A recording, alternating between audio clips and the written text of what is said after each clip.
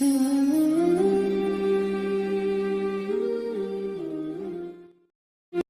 قاری طیب صاحب کی کتاب اور علماء دیوبند پر گفتگو کی سیریز کا 10واں حصہ ہے۔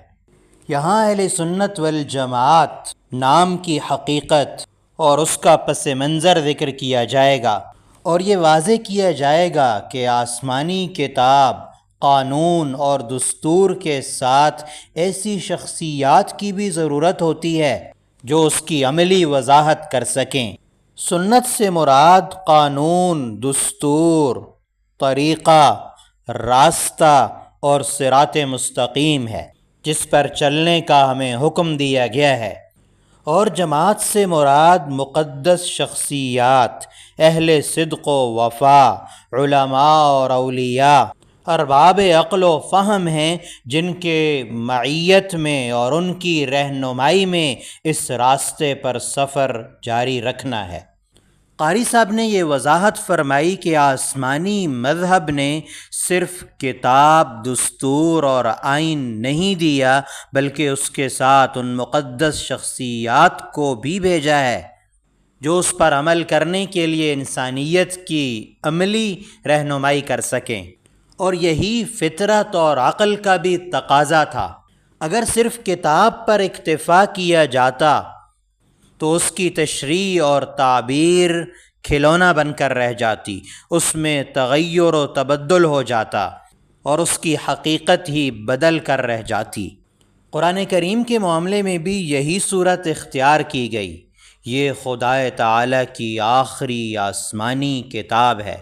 اس کے الفاظ بھی اور معانی بھی حق تعالی کی طرف سے ہیں، اور ان کی حفاظت کی ذمہ داری بھی خود حق تعالی نے اپنے اوپر رکھی ہے۔ حق تعالی نے انہی تعبیرات اور انہی الفاظ کے ساتھ قرآن کریم کو لوح محفوظ میں قلم بند فرمایا، پھر اسی لفظ کے ساتھ اور انہی تعبیر کے ساتھ پیشانی اسرافیل پر لکھا، اور پھر اسی طرح انہی الفاظ اور تعبیرات کے ساتھ بیت العزت میں اتارا جو آسمان دنیا پر ایک عظیم مقام ہے، اور پھر وہاں سے زمین پر انہی الفاظ کے ساتھ آہستہ آہستہ قلب نبوت پر نازل کیا گیا، اور پھر حضور پاک صلی اللہ علیہ وسلم نے پورے اہتمام کے ساتھ صحابہ کرام کی ایک بڑی جماعت کو کتابت قرآن پر مامور فرمایا،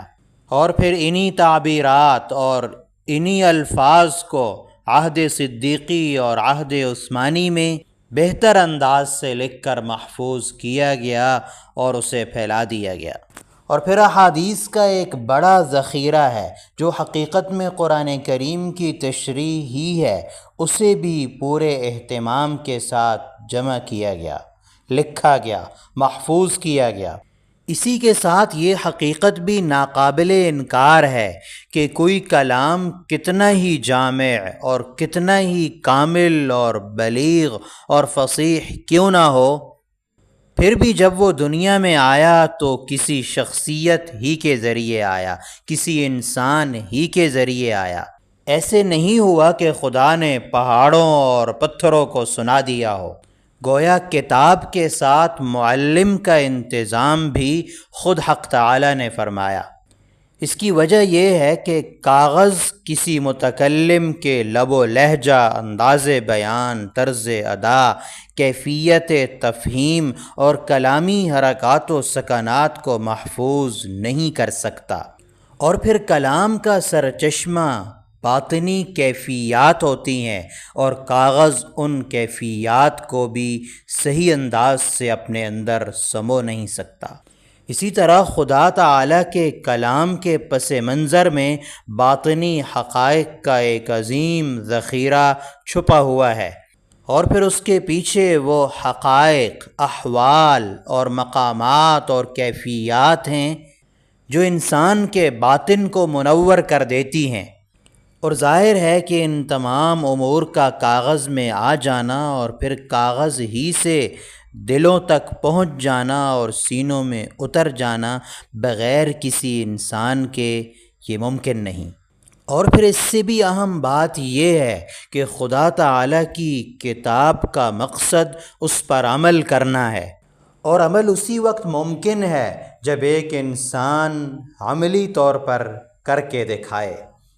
اور الفاظ عمل کی صحیح اور حتمی شکل واضح نہیں کر سکتے۔ اسی لیے حضور پاک صلی اللہ علیہ وسلم نے صرف اپنی احادیث اور الفاظ پر اکتفا نہیں فرمایا، بلکہ آپ نے یہاں تک کہا صلو کما رأیتمونی اصلی، نماز ادا کرو جس طرح مجھے ادا کرتے ہوئے دیکھتے ہو۔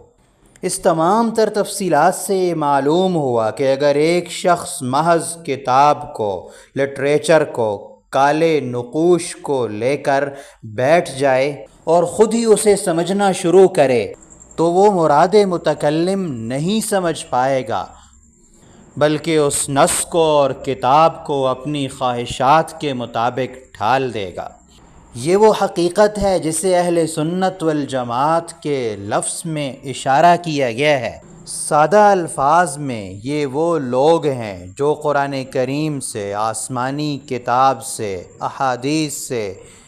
جدا نہیں ہوتے، اور ساتھ ہی ان شخصیات سے بھی مستغنی نہیں ہوتے جو اس لٹریچر کی تشریح اور اس کی عملی تصویر پیش کر رہے ہیں۔